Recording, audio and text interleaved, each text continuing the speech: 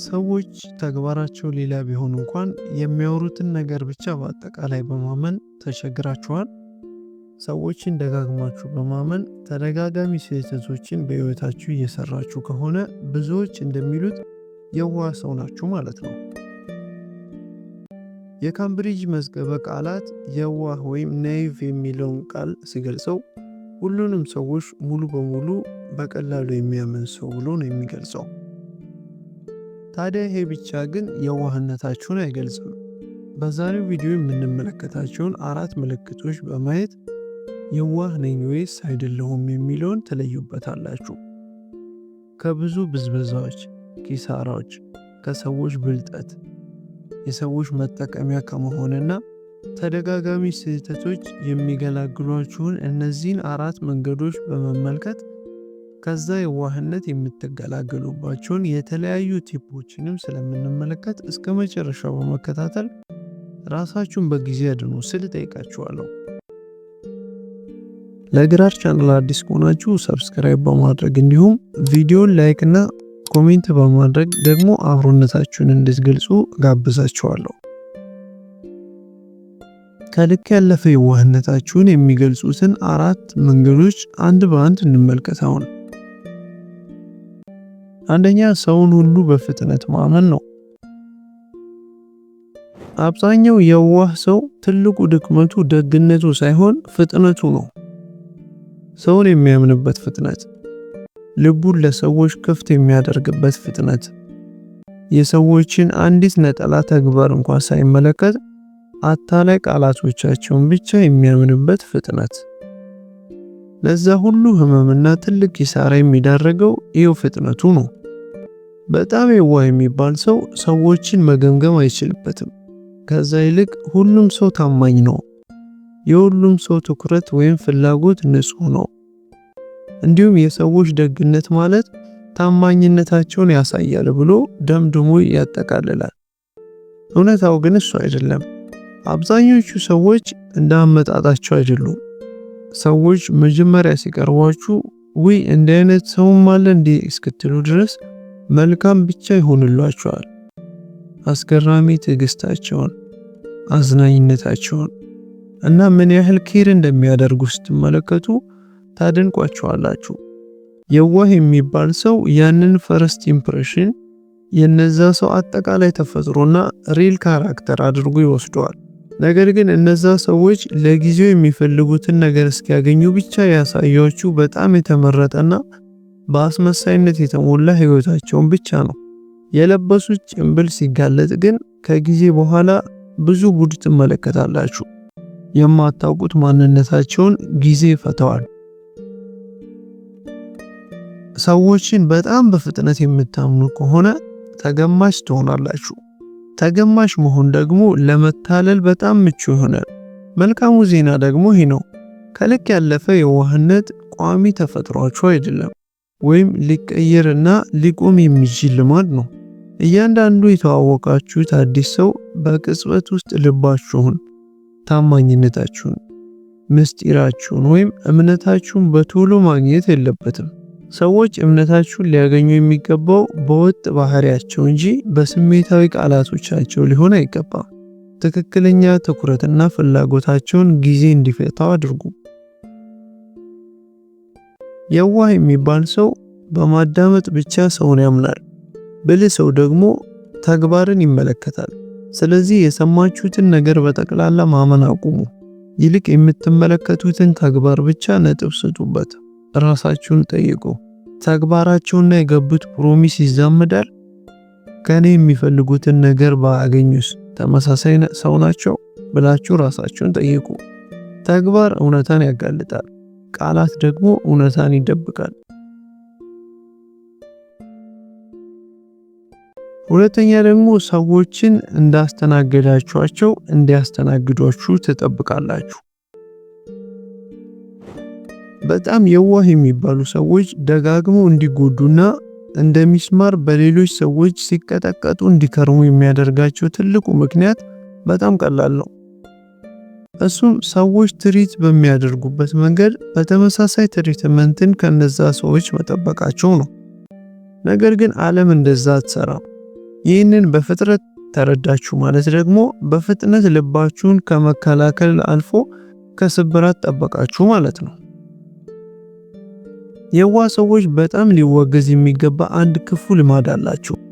እኔ ታማኝ ስለሆንኩ ሌሎችም ታማኝ ይሆኑልኛል። ሁሉንም ሰው ስለማከብር ሁሉም ሰው እኔን ያከብረኛል። ማንንም ሰው ስለማልጎዳ ማንም እኔን አይጎዳኝም ብለው የደመደሙት ክፉ ልማድ አላቸው። እውነታው ግን እንደዛ አይደለም። ሰዎች እናንተን ትሪት የሚያደርጓችሁ በእናንተ ልብ ተመርጉዘው ሳይሆን በራሳቸው ልብ ነው።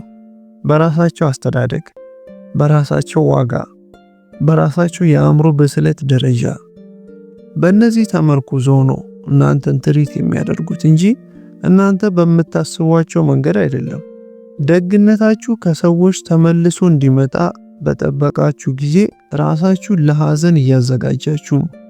ሰዎች ሁሉ እንደ አሻራቸው እንደሚለያዩ ካመናችሁ ልባችሁ ሰዎች ላይ የሚያስበውን ትልቅ እምነት መግታት ትችላላችሁ።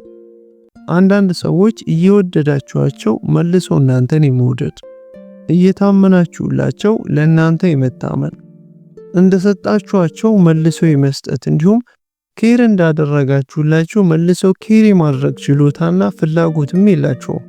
ያም የእናንተ ጥፋት አይደለም። ነገር ግን መልሰው መስጠት የማይችሉትን ነገር መጠበቃችሁን ማቆም የእናንተ ኃላፊነት ነው። ስለዚህ ያደረጋችሁላቸውን ነገር በሙሉ ከሰዎች ከመጠበቅ ይልቅ ያላችሁን ኢነርጂ ለሚገባቸው ሰዎች ብቻ መስጠትን ልመዱ። እነሱ 20% እየሰጧችሁ እናንተ 100% አትስጧቸው። ምንም ለእናንተ የመደወል ፍላጎት ከሌላቸው እናንተ ብቻ እየደወላችሁ የመሰልቸት ምክንያት አትሆኑባቸው። ለምንም ነገር የማይሞክሩ ከሆነ ራሳችሁን ለማረጋገጥ አትልፉ። ደግነታችሁን ገደብ አበጁለት። ታማኝነታችሁን ተከላከሉ። ሰላማችሁንም ተከላከሉ።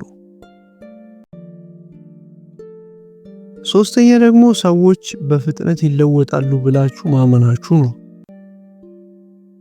ሌላው ከየዋህነትም አልፎ ሞኝነትን የሚያመለክተው ነገር ሰዎች በቀላሉ ይለወጣሉ ብላችሁ ማመናችሁ ነው።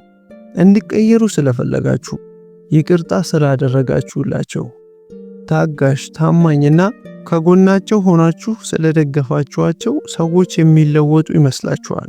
ነገር ግን በእናንተ ደግነት ብቻ ሰዎች አይለወጡም። የሰው ልጅ የሚለወጠው በራሱ ኮንሲኩዌንስ ነው። የምትወዱት ሰው ታማኝ ሆናችሁ ስለቆያችሁለት ብልህ የሚሆንላችሁ ይመስላችኋል። በአእምሮ የተዘጋጀና በጣም የበሰለ የሚሆንላችሁ ይመስላችኋል። ቶክሲክ የሚባል ጓደኛችሁ ህመም እያደረሰባችሁ እንደሆነ ስላስረዳችሁት እናንተም መጉዳቱን የሚያቆም ይመስላችኋል።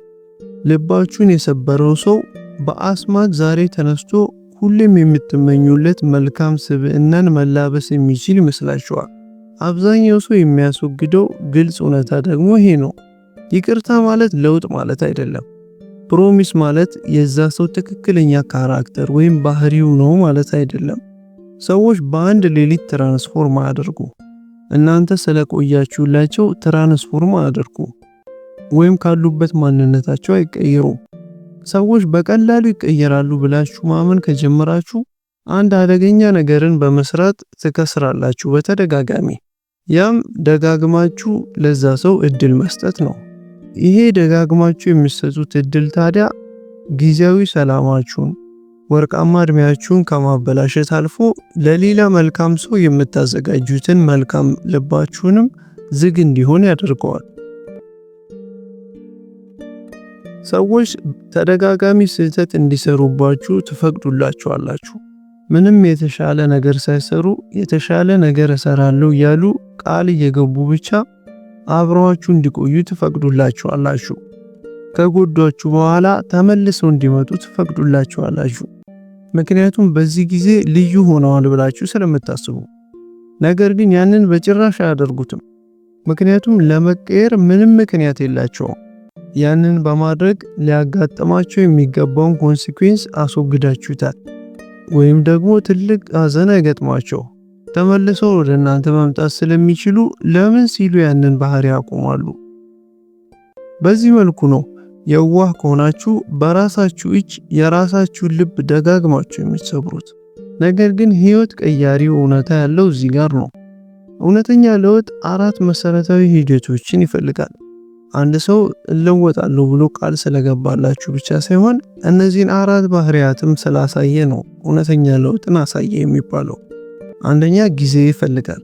ሁለተኛ በራሱ ላይ ጦርነት አንስቶ ጫና ማድረግ ይጠበቅበታል። ሶስተኛ ተጠያቂነት ወይም ኃላፊነትን መውሰድ የግዴታው ነው። አራተኛ ደግሞ መስዋዕትነትን ከፍሎ ለውጥን ማሳየት አለበት። ያ ሰው እነዚህን 4 ነገሮች ለማሳየት ከተሳነው አልተቀየረም ማለት ነው። ይህንን በቅጡ ከተረዳችሁ ታዲያ ሰዎች በተስፋችሁ ላይ እንዲቀልዱ መፍቀድን ታቆማላችሁ።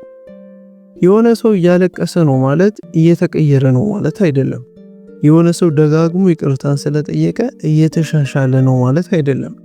የሆነ ሰው ለአንድ ሳምንት ጻድቅ መስሎ ቢታያችሁ ሙሉ ማንነቱ ያ ነው ማለት አይደለም።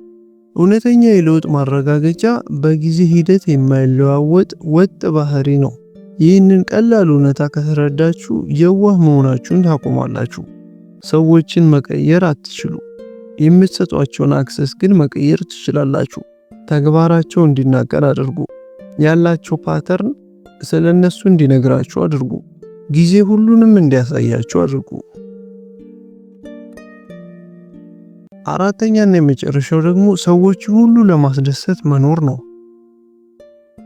በሰው ሁሉ ፊት ላይ ፈገግታን የመፍጠር ግዴታና ዕዳ የለባችሁም።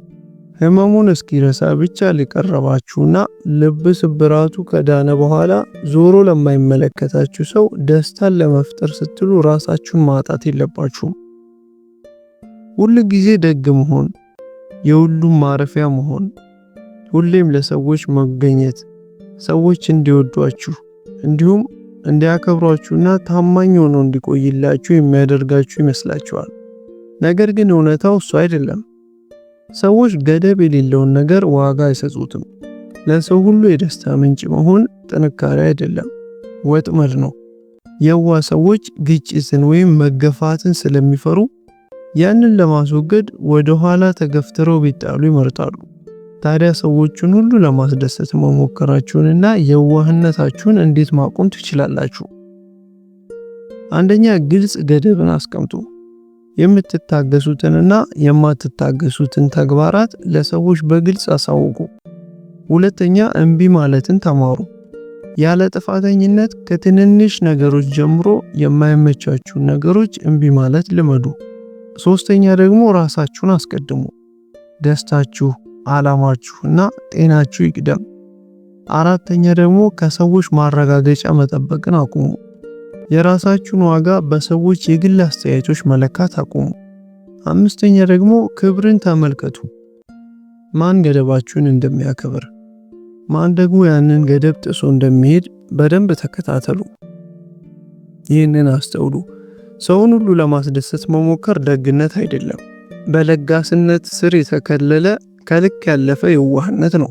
የዋህነት ደግሞ ዋጋ ከማስከፈል አልፎ ከሰው ሁሉ በታች አድርጎ የሚያስቀራችሁ ክፉ ልማድ ነው። ገደብ ይኖራችሁ፣ ራሳችሁንም አስቀድሙ። ከዛ ህይወታችሁ እንዴት እንደሚቀየር ትመለከቱታላችሁ።